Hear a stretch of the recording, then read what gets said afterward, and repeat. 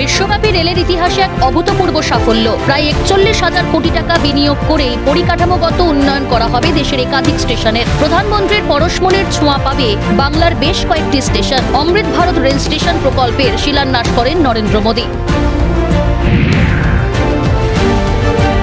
প্রধানমন্ত্রীর প্রকল্পের উদ্বোধনী প্যান্ডেলে উপস্থিত ছিলেন রাজ্যপাল CV Ananda Bose. Honorable Prime Minister, Narendra Modi is known for his double-engine government. Now, from Atmanirbhar Bharat, we are heading towards Viksit Bharat.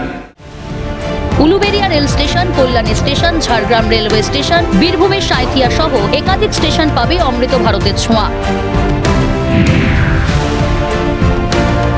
উদ্বোধনীতে Balurghat স্টেশনে উপস্থিত ছিলেন সাংসদ সুকান্ত মজুমদার। বিপুল পরিমাণ বরাদ্দ হয়েছে আগামী দিনে। বালুরঘাট স্টেশনের পুরো কায়াকল্প, যাকে বলে কায়াকল্প হয়ে যাচ্ছে।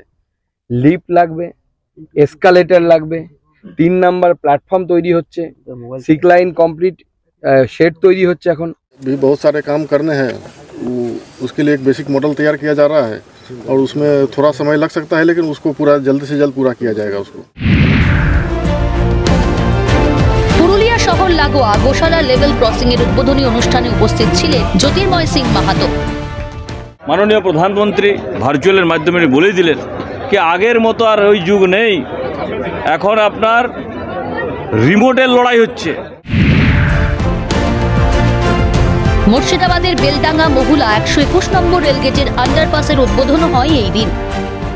মুর্শিদাবাদবাসীর জঙ্গিপুর, ধুলিয়ান, খাগড়াঘাট, আমাদের বহরমপুর সমস্ত জায়গায় অমৃত ভারত প্রজেক্ট শুরু হয়ে গেছে।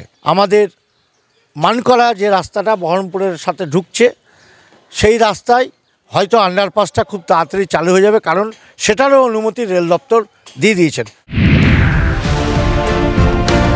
তমলুক, মেছেদা, দীঘা, পাঁশকুড়া ও হলদিয়া সহ পূর্ব মেদিনীপুরের 5 স্টেশনে অনুষ্ঠান চলে। রেলওয়ে সেফটি কমিশনার আছে, রেলের বিভিন্ন বিভাগ আছে, তারা পরিদর্শন করেই বলবে যেটা কবে সম্পন্ন হবে এবং কবে চালু করা যায়। যাত্রী পরিষেবায় নতুন মাত্রা এনে দিতে রাজ্য তথা গোটা দেশ জুড়ে স্বাগত জানানো হয় ভারত সরকারের অমৃত এই ভাবনাকে। ক্যালকাটা নিউজ।